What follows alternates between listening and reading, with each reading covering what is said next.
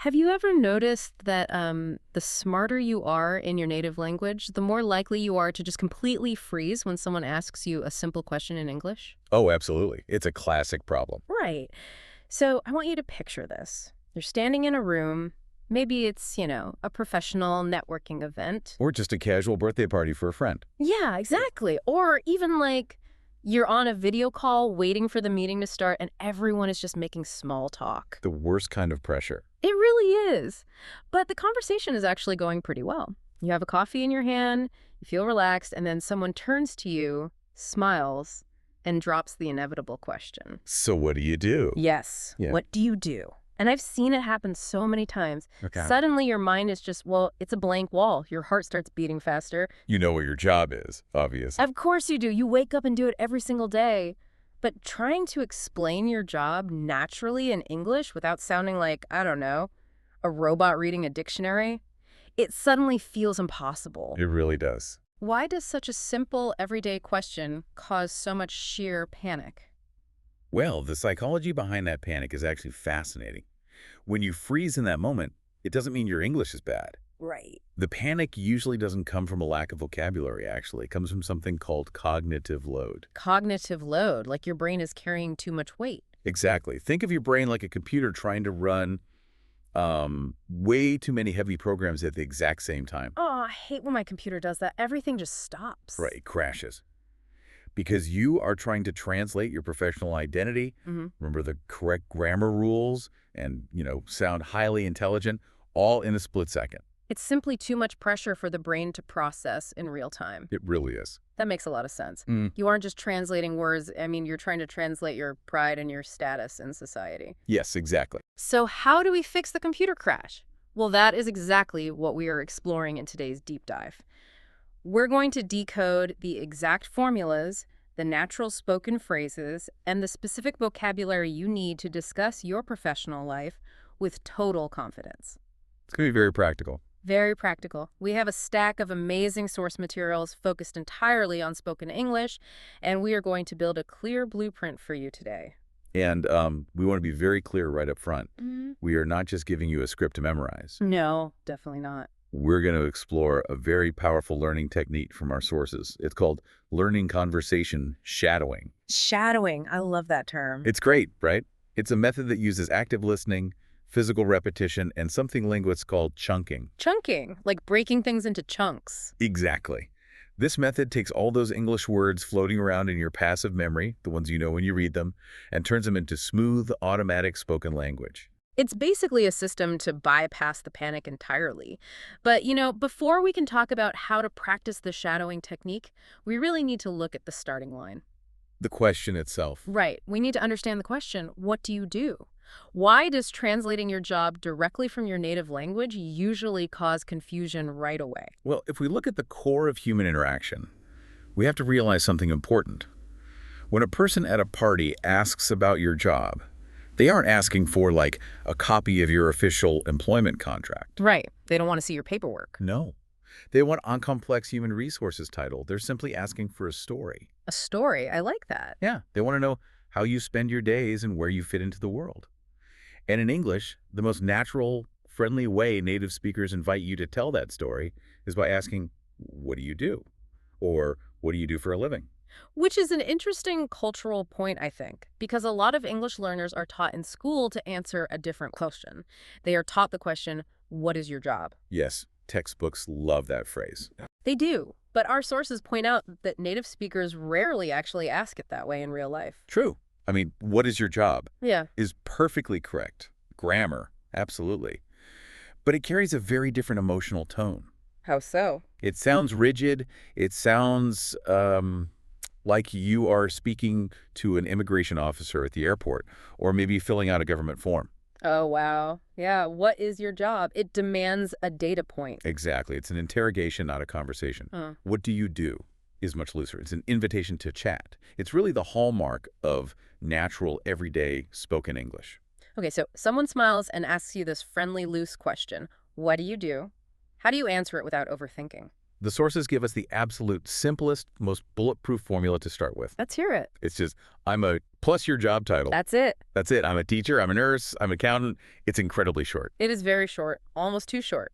Well, the brevity is exactly why it works. Yeah. It gives your panicked brain a safe, easy starting point.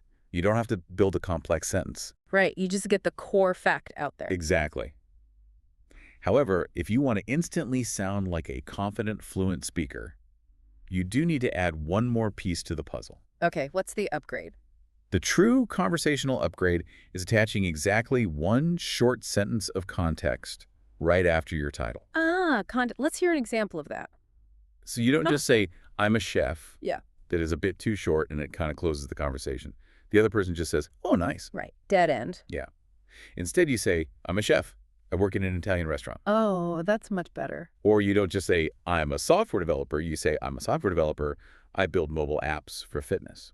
I really like that approach. It's like handing someone a very clean, easy-to-read business card instead of pulling out a 3-page resume and reading it out loud to them at a party. Exactly. It gives them a hook to ask more questions. Oh, you build fitness apps. What kind? But I want to explore a problem here, if we can. Why do so many people feel this intense, overwhelming pressure to use incredibly difficult, multi-syllable words right at the beginning of the conversation? Oh, the big vocabulary trap. Yes.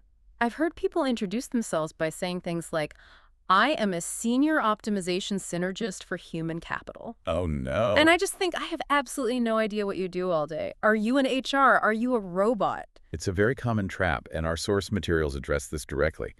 It comes from a psychological equation that many of us make in our heads, especially when speaking a foreign language. What's the equation? We naturally equate complex vocabulary with high intelligence, competence, or professionalism. Big words equal smart person. Right. And when we speak in a second language, we often feel a bit insecure. We experience a mild imposter syndrome. Like we're wearing a mask and someone is going to find out we aren't smart enough. Exactly. Yeah. The subconscious thought is, because my English isn't perfect, they will think I'm a simple person. Therefore, I must use the biggest, most complicated words I know to prove my worth. We try to prove our expertise by making the language heavier. Yes.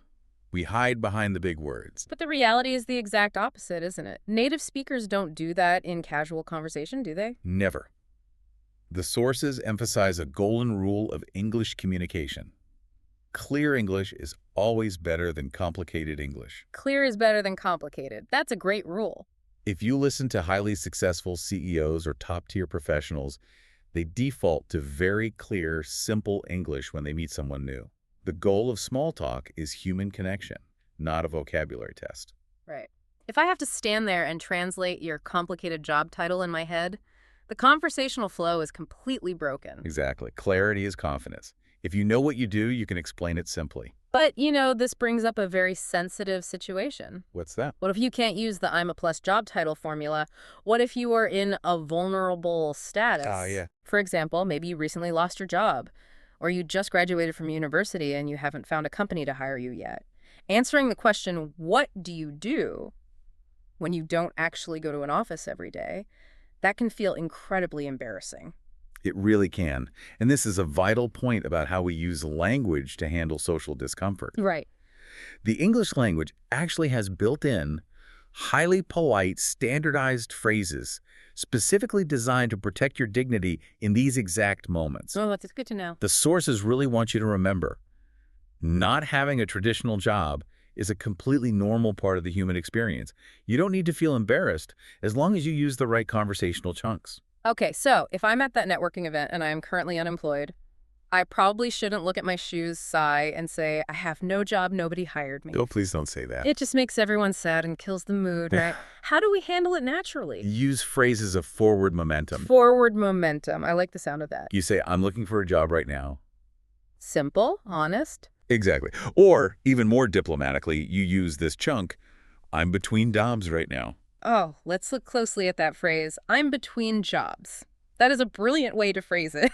It's very common. Because by using the word between, you completely change the spatial metaphor of your career.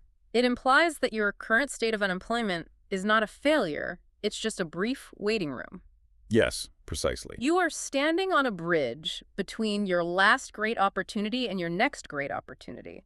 It completely removes the stigma. It does. It's a perfect example of how Choosing the right chunk of language manages the emotional tone of the entire interaction. It keeps the energy positive. Then what about students? For university students, the formula is very similar. You don't just say, I'm a student, and stop. Oh, great. That's another dead end. Yeah, you use the contextual sentence formula we talked about earlier. So I'm a student, I study computer science.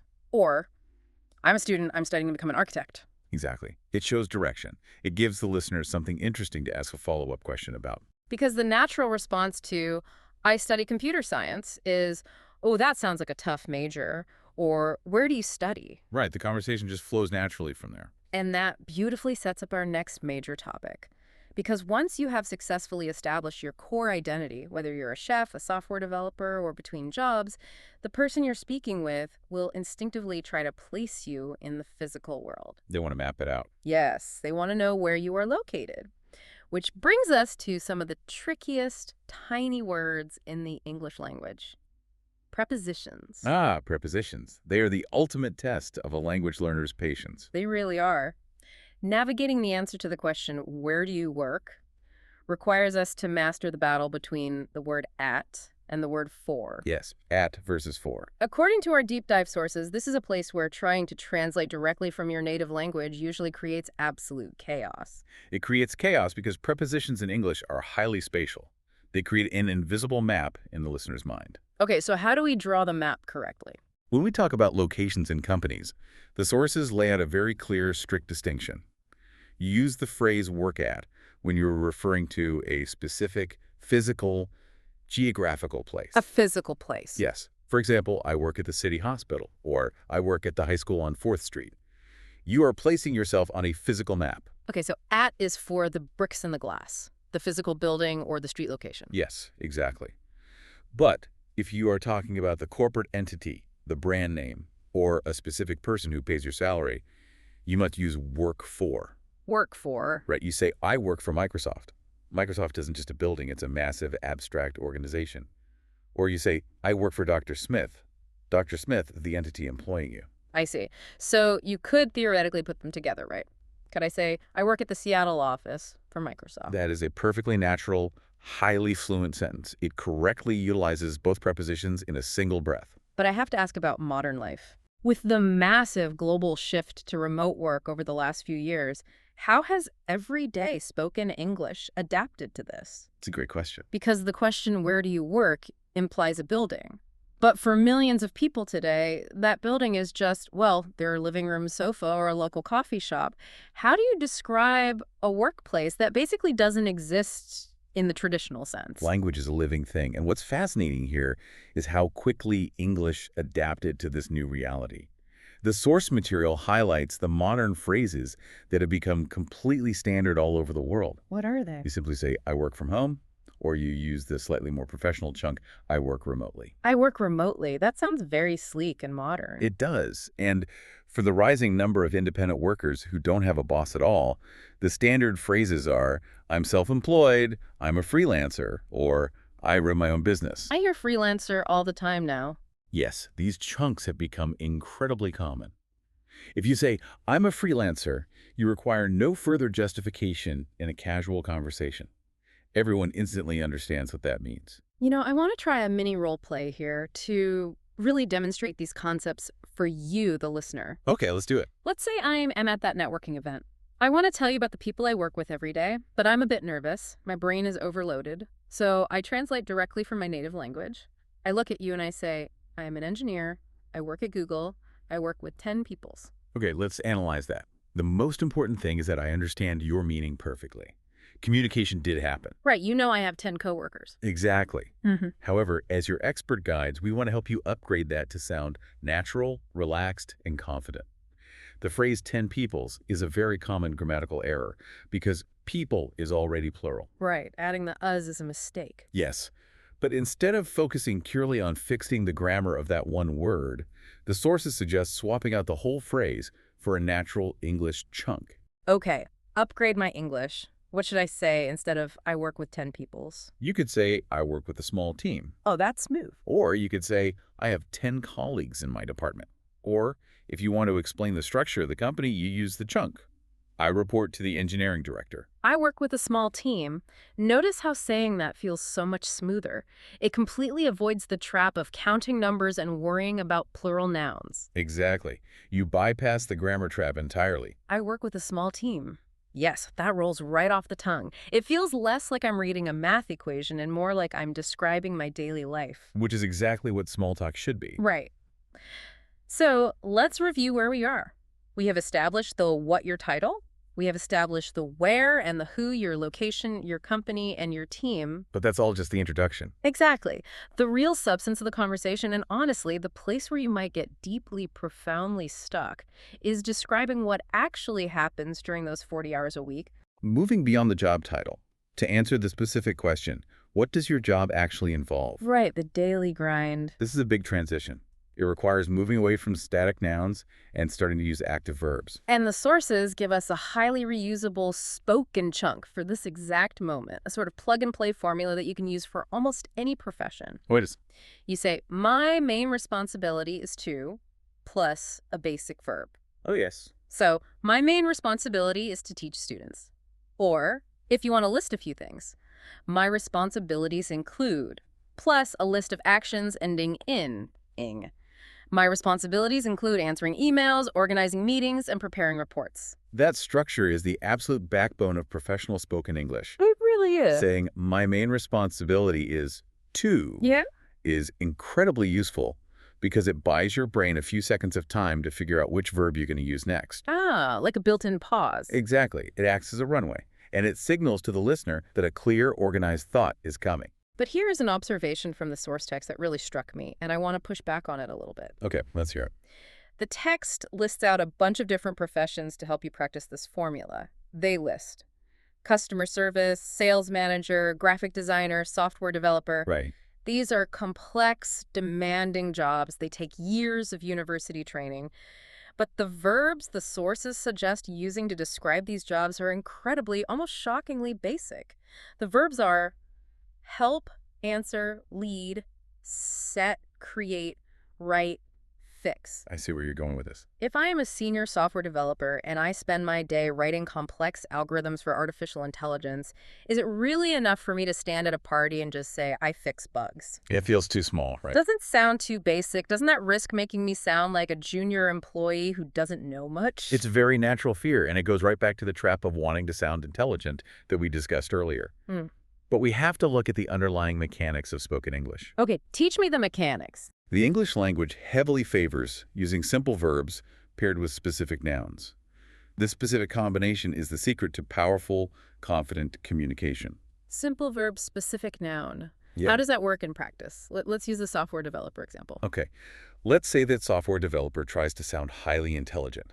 They say, I conceptualize and architect multifaceted digital infrastructure ecosystems. Wow. Okay, what happens to the listener? The listener's brain stops, their eyes glaze over, the conversation dies because the vocabulary is too heavy, they don't know what to say next. Right, there's no way to respond to that naturally. But if the developer says, I write code and fix bugs, they're using simple verbs, right?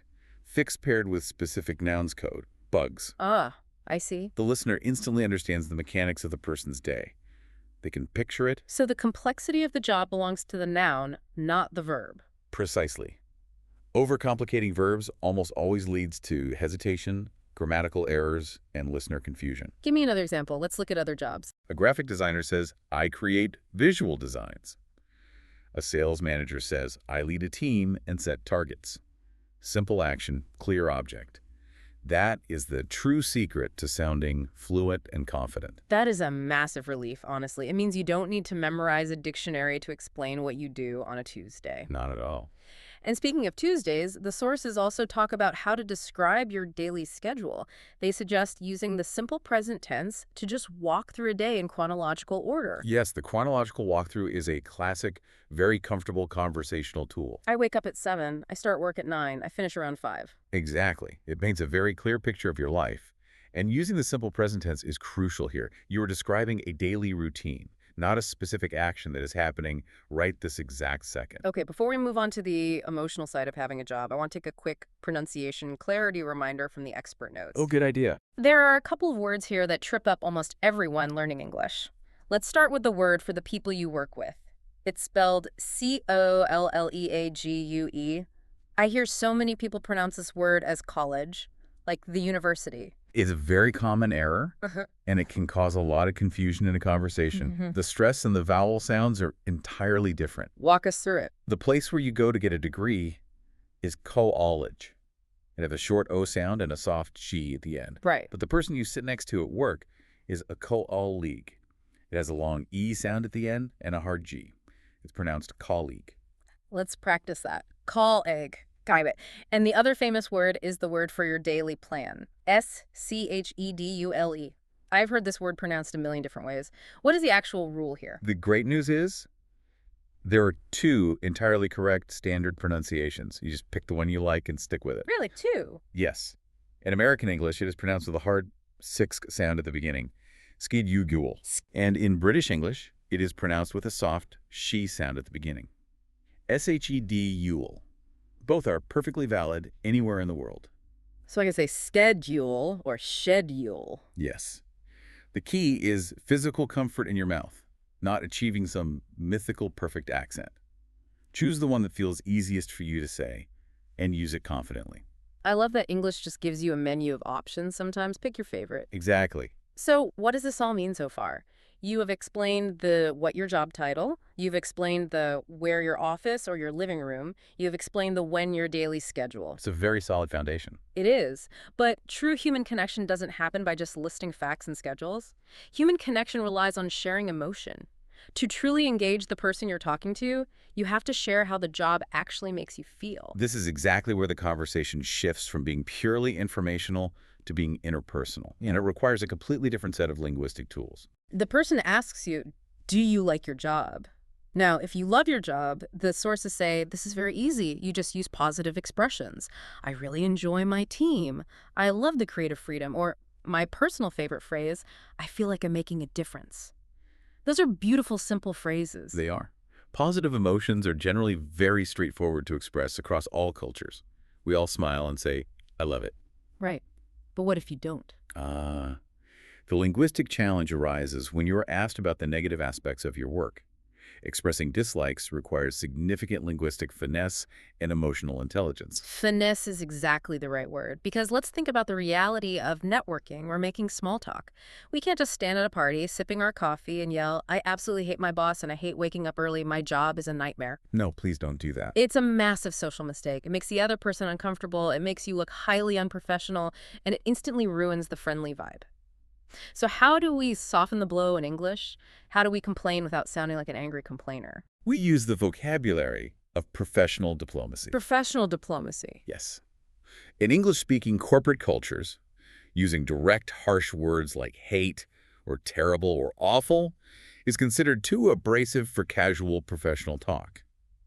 Our sources outline how to replace these harsh words with softer, more objective language. Is there a term for this? It's a communication technique called hedging or softening. Let's practice this. Let's say I want to complain. I want to say, I hate this new project. It's a nightmare. What is the diplomatic upgrade for that?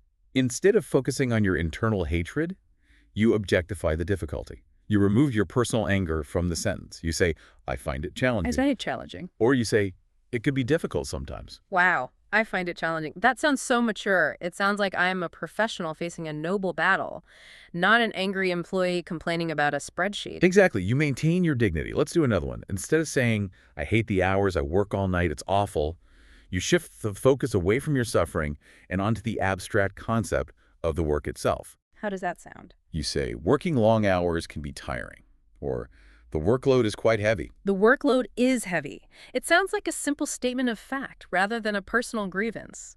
Why does this subtle shift matter so much when speaking English? Because it preserves your professional image while still allowing you to be completely honest. It shows emotional intelligence. You aren't pretending everything is perfect. Right. You are acknowledging the reality of a difficult situation, but you are showing that you are not consumed by it. The ability to complain politely is a highly valued skill. It signals to the listener that you are reasonable, resilient, and good to work with. The polite complaint. That is a great tool for your verbal toolbox. And, this kind of diplomatic language leads perfectly into another notoriously tricky question, the career trajectory question. Oh, yes. Whether it's a formal job interview where they ask, where do you see yourself in 5 years? Or just a casual chat where someone asks, what are your career goals? This question often causes panic because people feel they must invent a grandiose, massive ambition just to sound impressive. Right. You feel the pressure to say, in 5 years, I plan to be the CEO of the universe and start 3 companies. Precisely. But the sources note a very important cultural reality. While it is wonderful to articulate ambition, using phrases like, I'd like to become a manager, or I hope to start my own business, it is equally valid and often refreshingly honest to simply express contentment. Meaning you don't have to pretend you want to climb the corporate ladder if you really don't want to. Correct. The phrase the sources provide for this is incredibly powerful in its simplicity. I'm happy where I am right now. I love that. I'm happy where I am right now. That is a complete, confident, and perfectly acceptable answer. It shows self-awareness and stability. Not everyone wants a promotion to management. Knowing how to articulate your contentment without sounding lazy or unambitious is a key aspect of true fluency. That is such a liberating phrase to have ready. Okay, so we have the perfect diplomatic phrases mapped out. We know how to complain politely. We know how to claim our contentment. Yes. But here is the frustrating reality for you as a learner. Even with all these formulas memorized in your head, you will still make mechanical errors in the heat of the moment. Knowing the rules in your brain is not the same as internalizing them in your mouth. This highlights a crucial distinction in language acquisition.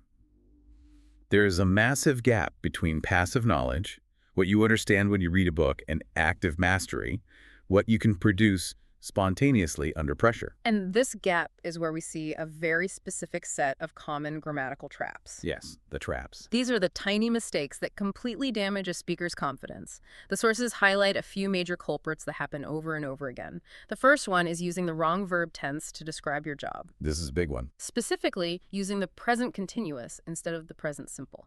For example, a learner saying, I'm working as a teacher, instead of simply saying, I work as a teacher. This is perhaps the most ubiquitous error among intermediate English speakers. And there is a logical reason for it. In many languages, the present tense is just a single concept. Right. But English splits the present tense in two, and the difference is profound. The present continuous, I am working, implies a temporary state. It implies that right at this very second, I am performing the action of teaching, but it is going to end soon. It sounds like, I am working as a teacher, but only until my acting career takes off. Exactly. The ing adds a subtle layer of impermanence. It sounds like a temporary gig. But if teaching is your permanent profession, your core identity, you must use the present simple. I work as a teacher. It denotes a permanent general truth about your life. It's amazing how adding an ing suffix completely changes the philosophical weight of the sentence. It really does. Another common trap the sources mention is dropping articles, saying I am engineer instead of I am an engineer. Dropping the article sounds very disjointed to a native ear. English relies heavily on those tiny words, a and the, to act as glue between the bigger words. But they are so easy to forget when you are nervous. They are. But the source material provides a brilliant practical workaround to bypass this trap entirely. If you constantly struggle to remember whether to use a or n, simply change the verb you use. Change the verb. How? Don't use the I am a formula. Use the I work as a formula. Saying I work as an engineer physically forces your mouth to produce the article naturally because of the rhythm of the phrase. Oh, that is a great trick. Use rhythm to force the grammar. Now, I want to bring up the third grammatical trap they mentioned because I really want to test this theory. The trap of direct translations. Yes, the direct translation trap. The specific example the sources give is a learner saying, I work like a manager instead of I work as a manager. I am going to hypothesize here. If you say, I work like a manager, the listener still totally understands what you mean, right? They know you are the manager. Why is fixing this one tiny word like versus as such a big deal? Isn't basic communication the only goal? Well, communication is the goal. But saying, I work like a manager, actually communicates the wrong thing entirely. Yeah. It is a semantic danger zone. Really? How does it change the meaning? In English, the phrase work like implies a simile. It implies a comparison of styles or effort. If you say, I work like a manager, you are directly telling the listener, I am not actually a manager, but I work as hard as one. Or, I act bossy like a manager. Wait, really? Yes, you are fundamentally stating that you do not hold the official title. Oh, wow. That is a massive difference. Yes. Whereas I work as a manager means that manager is your official, legally recognized role in the company. Changing as to like doesn't just sound slightly unnatural. It accidentally downgrades your entire professional status in the mind of the listener. It takes away your promotion. Exactly. It can cause deeply awkward misunderstandings, especially if you say it in a job interview. Okay, that is a huge trap to avoid. One word makes you the boss, the other word makes you the junior employee who tries too hard. So we know the vocabulary, we know the formulas, we know the diplomatic workarounds, and we know the grammatical traps. But how do you, the listener, actually get this knowledge out of your passive memory and into active, spoken, reflexive confidence? How do you make it automatic? This brings us to the core educational framework that our sources are built upon, and really the crux of how adult language learning succeeds in the real world. I am so excited to talk about this. The pedagogy of learning conversation shadowing. Let's define it clearly. Okay? The sources describe shadowing as the act of listening to a natural English conversation, isolating specific chunks of language, not single words, but short phrases like, I work as a, and repeating those chunks aloud to build fluency and muscle memory. Muscle memory is the operative term here. Yeah. This is where we need a paradigm shift in how we think about language. Speaking English is not just a mental exercise of remembering grammar rules. It's a physical, athletic exercise. Athletic, like a sport. Yes. Your tongue, your jaw, your vocal cords, your lips. They literally have to learn the physical choreography of English sounds. Shadowing trains the physical muscles of speech while simultaneously wiring the grammatical chunks into your brain. I think of it less like reading a textbook and much more like a musician practicing scales on a piano. That's a beautiful analogy. You can read a book about music theory all day long, you can memorize all the notes on the page, but the second you sit down at the piano, your fingers will not know what to do if you haven't practiced the physical movements. By shadowing, you are laying down the neurological asphalt in your brain so that your words don't get stuck in the mud when the pressure is on at that networking event. That is a highly accurate way to visualize it. You are building neuromotor pathways. Yeah. Our brains actually process language in two different ways. We have lexical processing, which is memorizing individual words like apple or car, and we have grammatical processing, which is applying rules. And chunking combines them. Exactly. When you memorize chunks of language through shadowing, your brain stores the whole phrase as a single piece of vocabulary. It bypasses the slow grammatical processing entirely. That is why it feels so automatic. But here's the practical question for you, our listener. How can you practice the shadowing technique if you do not live in an English-speaking country, or you do not have a native English speaker sitting next to you on the sofa to practice with? This is the very common anxiety. But the expert consensus from the sources is clear. Speaking aloud alone in your room is a completely valid, highly effective, and absolutely necessary form of practice. So you don't need a partner. No. True listening, in the context of language learning, is not passive consumption. It is an active physical process. You hit play on an audio track, you listen to a phrase, you hit pause, and you repeat it out loud, trying your best to mimic the intonation and rhythm. You are having a conversation with the recording. So you're basically talking to yourself. Yes, but you are talking to yourself using a perfect native model.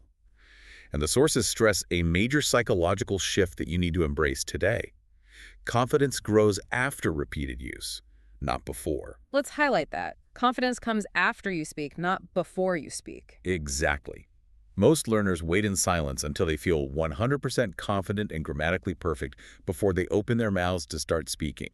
That is backward. It's a trap. Yes, you do not need perfect grammar to start speaking. You need to start speaking, even clumsily, even making mistakes alone in your room, in order to build the physical familiarity that eventually becomes confidence. The physical act of speaking creates the mental confidence. That is profound. You do not wait for bravery to arrive. You build it through physical repetition. Let's do a spoken English coaching moment right here based on this exact idea. Let's do it. Let's model the shadowing upgrade in real time. Let's say you're feeling totally overwhelmed by English. You try to express your frustration to your teacher or your friend, and you produce a very weak, defeated sentence. You say, I cannot speak about my job, English hard. The emotion behind that sentence is entirely understandable. The frustration is very real. But the language you just used reinforces the feeling of defeat. If we apply the shadowing methodology and use natural English chunks, we can completely transform the psychology of that moment. Okay, let's upgrade that feeling into a powerful chunk. What should you say instead of "I cannot speak about my job"? You should shadow this exact phrase. I understand the idea, but I need simpler English and more speaking practice to explain it clearly. I understand the idea, but I need simpler English and more speaking practice to explain it clearly. Let's break down why that chunk is so much better for your brain. First, it starts with an affirmation of your own competence. I understand the idea. This is crucial. It separates your high intelligence from your current linguistic capability. It tells the listener, I am smart, I get it. Right, you are establishing your intelligence first. Second, it immediately identifies the solution. I need simpler English and practice. It turns a solid brick wall into a small hurdle that you can jump over. By memorizing and shadowing a chunk like that, you take total control of your own learning process. It changes you from a victim of the English language into an active student of the language. Absolutely. To make this shadowing methodology incredibly concrete, our sources do not just leave us with abstract theory. They provide a highly specific, step-by-step, week-long blueprint for you to follow, starting literally today. A structured, actionable plan is vital. We're moving from the theory of why to the precise mechanics of how. We're going to break down the exact 7-day speaking challenge provided in the source materials. If you are listening to this right now, this is your practical homework for the week. Let's walk through it together. Day 1, what is the assignment for Monday? Day 1 is purely receptive. You find an audio source like a short podcast, a YouTube video, or a recorded conversation, and you listen to it just one time, entirely for overall meaning. Should I be taking notes? No. Do not stop the audio to look up words in the dictionary. Do not take notes. Just let the rhythm, the tone, and the gist of the conversation wash over you. Understand the general context. Okay, so day 1 is the relaxed phase, getting the vibe of the English. Day 2, Tuesday, we turn on the brain. You replay that exact same audio track, but this time you write down 8 useful chunks. Not single words, but short phrases. Things like, my main responsibility is, or I work for. Why just 8 chunks? Because 8 chunks is manageable for the memory. If you try to write down 50 words, you will become overwhelmed and quit. Right. Day 3, Wednesday, is where the physical work begins. You take those 8 written chunks and you shadow them aloud. You listen to the native speaker say the chunk, you pause the audio and you repeat it. You focus entirely on matching the speaker's rhythm, the stress on the syllables, and the emotion. You say them out loud over and over until your jaw and tongue stop tripping over the sounds. Wednesday is muscle memory day. I like that. Now, day 4, Thursday. This is where it gets real. On day 4, you step away from the audio track entirely. You talk about your own job out loud, alone in your room, without looking at any notes, for 2 uninterrupted minutes. 2 minutes will feel like an absolute eternity the first time you do it. Oh, definitely. You will hesitate, you will stumble, you will use the wrong preposition, you will forget words. That is entirely the point of the exercise. You are testing your active recall under pressure. You are simulating the networking event in the safety of your own home. Which brings us to day 5, Friday. This is the day that I personally cringe at, but I completely agree with its practicality. Recording day. Yes. Day 5, record your voice on your phone, doing that 2-minute talk, listen back to it, and actively notice your hesitation points. I hate the sound of my own recorded voice. I think everyone does, but noting how uncomfortable but effective it is. It's exactly like an athlete watching game tape after a match, right? It is exactly like watching game tape. You cannot fix a grammatical error if you do not know you are making it. Listening to yourself reveals exactly where your brain freezes. Right. Does your brain freeze when you try to explain your daily tasks? You drop your articles. Do you say, I am engineer instead of I am an engineer? You identify the specific gap, and then you know exactly what chunk you need to practice next week. Okay, now day 6, Saturday. This instruction fascinates me. The assignment is retell the topic of your job out loud, but in simpler English. Yes. I have to question this.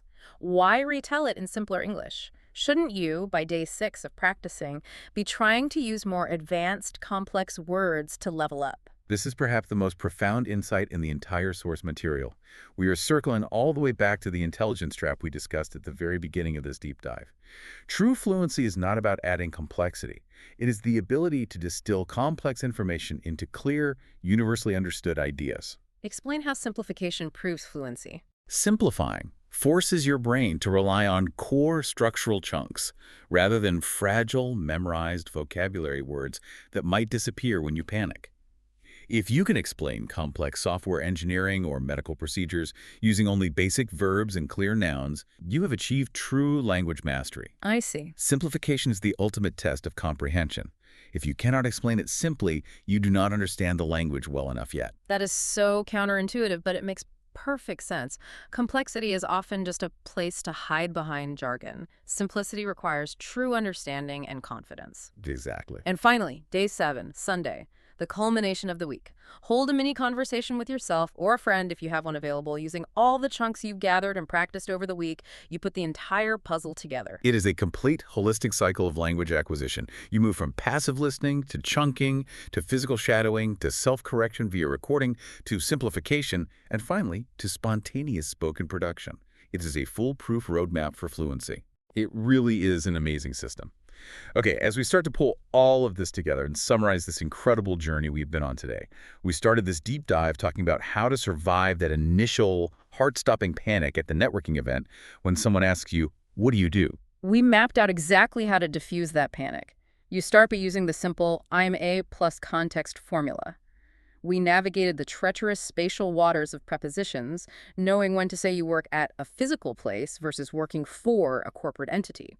We talked about stripping away your corporate ego and using simple, powerful verbs paired with specific nouns to describe your daily tasks. I fix bugs. I lead a team. We explored the high wire act of the polite complaint, using emotional intelligence to turn I hate my boss into I find the communication challenging. We dismantled the common grammatical traps that ruin confidence, like the difference between the present continuous and the present simple, and the massive semantic danger of telling someone you work like a manager instead of as a manager. And finally, we laid out the 7-day learning conversation shadowing challenge. Listening, chunking, shadowing, recording, and simplifying. It is an amazing toolkit. Yeah. But I want to leave you, our listener, with a final, slightly provocative thought to mull over, something that builds on everything we've talked about today. I am intrigued. What is the final thought? We spend so much time and energy worrying about how our job title sounds in another language. We want to sound impressive, but your job title is ultimately just a label. When you undertake this 7-day shadowing exercise, when you are forced to simplify your daily responsibilities to explain them in a second language, using only simple verbs and clear nouns, it naturally strips away all the corporate jargon, all the fluff, and all the confusing buzzwords. It reduces the job to its absolute pure essence. Exactly. So my question to you is, by learning to explain your job simply and honestly in English, do you actually gain a clearer, more honest perspective of your own true value? No, that's interesting. Do you realize what you actually do with your life? Does the constraint of speaking a simpler second language actually force you to see your career more clearly than you do in your native language? It is something to think about the next time you hold that coffee cup and someone asks you what you do. Fascinating perspective. The language does not just describe the work you do, it actually clarifies it for you. All right. That brings us to the end of this deep dive. Thank you so much for joining us and letting us be your guides through this material. If you found this breakdown helpful and you want more deep dives into the mechanics of natural spoken communication, please subscribe to English on Mic and leave a like for more episodes. It really helps us out. Keep practicing, trust the physical shadowing process, and remember that your confidence comes from repetition, not perfection. Keep speaking, embrace the simple English, and we will see you next time.